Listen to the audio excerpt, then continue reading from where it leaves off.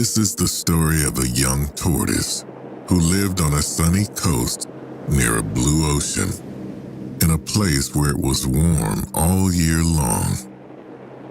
Oh, sometimes the winds would blow or the rain would fall, helping the plants grow. But it was never cold, and most days the yellow sun shone brightly in the blue sky. Now, this little tortoise had a very good friend. Her friend was a young lizard who lived nearby. The little tortoise and the little lizard would play together every day. They would run and jump and laugh together. They would play chase and dig in the sand and climb trees and talk together. Most of all, they would have fun together every day. Every day, that is, until one morning when the lizard didn't show up to the spot where they always met. Well, the little tortoise looked all around, but she didn't see her friend the lizard anywhere. Where could he be? He was always here every morning, ready to play and have a good time with her. The little tortoise looked to the right to see if her friend was arriving from that direction, but there was no one in sight. So she looked to the left, but there was no one in sight that way either. When the little lizard didn't arrive, the tortoise began to get restless. She looked around one more time, and then she decided to go and search for her friend. To start off, she went to the place where the prickly pear plants grew, with their spiky leaves and red-purple fruits. The fruit was ripe and it smelled delicious, but the little tortoise didn't stop. She was on a mission to find her friend the lizard, and she wasn't going to let anything else distract her. She looked for her friend around the prickly pear plants. She looked for him behind the patch of prickly pear plants, but he was nowhere to be found. So she decided to continue on her way and keep searching for her lost friend. The next place where the young tortoise went to search for the lizard was by the sea grape tree. This was a place where the sea grape tree grew tall and wide, and fallen leaves gathered in a heap below it. The little tortoise and her friend the lizard loved to play there. They would run and jump in the pile of dry crackled leaves. The sea grape leaves were wide and round like pancakes, and when they fell, they got dry and brittle. They cracked and crunched underfoot when you jumped on them. Well, the pile of leaves was large when the tortoise arrived at the sea grape tree looking for her friend. The fallen leaves rustled temptingly in the breeze. But the little tortoise didn't stop to jump in them, even just one time, because she was here to find her friend, and find him she would. She looked behind the sea grape tree to see if her friend was there. She saw more falling leaves, but no lizard. She peered up into the branches of the sea grape tree overhead. She saw a bunch of blue-black sea grapes ripening under the warm sun, but still no lizard. Then she turned in a wide circle and looked all around, but still she could catch no glimpse of her friend. The poor little tortoise sighed. She thought of the lizard's laughing eyes and how his eyes sparkled when they played. She thought of his twitching tail and how it flicked and swished when she chased him. She wanted to find her friend and play with him. Oh, how she missed her friend. How lonely she felt without him. Then the tortoise decided to stop feeling sorry and to start doing something about it again. So she stood up taller and looked around her. She would find her friend the lizard. She just had to keep looking and not give up. But where should she go next? The little tortoise thought for a moment. Then she came up with another spot to look. She would try the place where the white sands gave way to mud flats that baked and cracked in the sun. She and Lizard played there sometimes. They would run across the half-dried mud, seeing if they could leave footprints in the soft surface.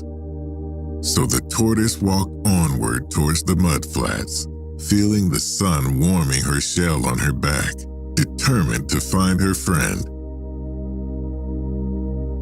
When the little tortoise reached the mud flats, she looked out across the ground. Cracks ran through the mud, forming a complicated pattern that the little tortoise thought was very beautiful. It looked like the amazing pattern of a spider web or the delicate veins on a leaf. It would be fun to run along each crack, she thought, zigging and zagging across the mud flats and leaving round footprints as she went. But the little tortoise did not run across the mud. Oh no, she stayed focused on her task. She was searching for the little lizard, and she would not be distracted until she found him. She looked all around, but she didn't see him anywhere on the mud flats. So she turned to look in the mangrove trees nearby. The roots of the mangrove tree stuck up out of the ground. They looked like lots of little sticks that someone had poked into the muddy earth. The little tortoise picked her way between the roots. The trunks of the mangrove tree were low, and their branches grew wide, twisting and turning, thick with small shiny leaves. She loved the mangrove forest, but today she was not here to play.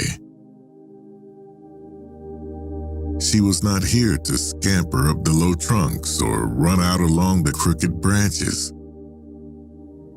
Although she would love to do that if her friend were here to climb and run with her. Instead, she continued on her way through the mangrove forest, peering around the trunks as she went, looking and searching for her friend. But still, she found no trace of him. Where could the little lizard have gone? Now the young tortoise was beginning to grow tired. She decided to sit down in the shade of a mangrove tree and think about what to do next. She would not give up on finding her friend. That much she was sure of. But where should she look next? How could she find him? The little tortoise sat in the shade of the mangroves and rested her tired legs. The day was lovely and warm, and the shade felt cool and comfortable. The muddy ground was soft, and it felt good to sit on it. A gentle breeze blew between the trees, and she could hear the sound of birds calling nearby. If she listened really closely, she could even hear the popping and shifting sounds of the mud drying and cracking in the sunshine. The little tortoise began to feel a little bit drowsy as she rested comfortably beneath the mangrove trees. She sighed contently and then stretched. She thought. She had better go and have some lunch. Then she would have more energy to continue her search for her friend the lizard. So she got up slowly. She stretched again. And she took in a big breath of warm air that smelled of the things she loved, like the mangroves and the mud flats and the salty sea. Then she made her way back across the mud flats in the direction of her little home. There, she had a pile of dry grasses and seed grapes and other good things to eat, which would taste very good indeed after her busy morning. She walked past the sea grape tree with its pile of rustling leaves. She walked past the prickly pear plants with their spiky leaves and red-purple fruits. She walked past the spot where she always met the little lizard each morning to play. And she walked right on to her own little home in a burrow she had dug into the soft, warm sand. And there, right at the entrance of her own little home, who do you think she saw? Why, it was her friend the lizard. There he was, standing right at the opening to her burrow, looking at her with a big smile on his face. Well, you can imagine that the little tortoise was very surprised to see her friend waiting for her, right there at her own home, after she had looked all over for him. "Hello," said the little lizard, looking very happy to see her. "I've been waiting for you." "Oh," said the little tortoise, smiling back at him, although her eyes were still wide with surprise. "I've been looking for you." The little lizard explained that he had arrived at their meeting spot a little late that morning. That was because he had been on his way to meet her when he suddenly noticed a wonderful new place to play. So he had stopped to explore it a bit before he continued on to meet her. When he did get back on his way and arrived at the meeting spot, she was nowhere to be seen. The lizard didn't know what to do then, he explained. So he had continued on to the little tortoise's home and decided to wait for her there.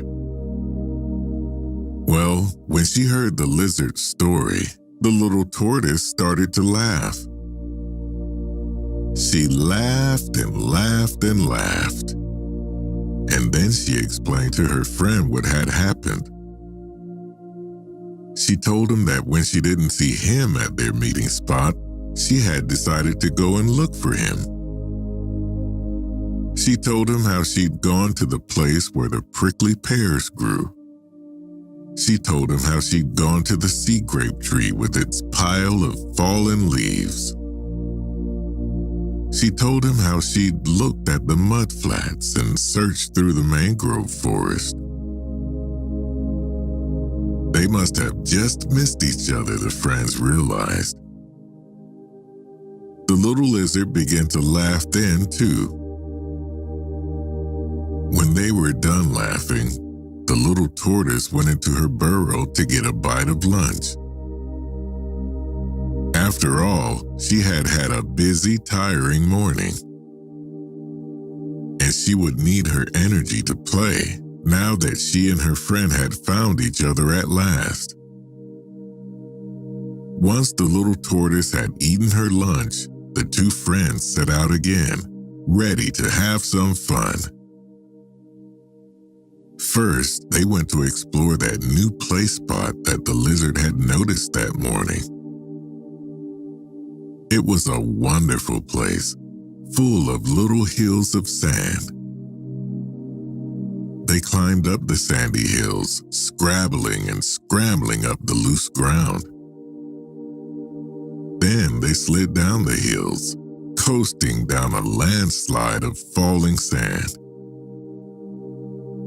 Then, when they were tired of climbing and sliding, they shook themselves off and continued on their way to have more fun. They went to the place where the red-purple prickly pears grew. The fruit smelled ripe and delicious, and they picked as much as they could hold.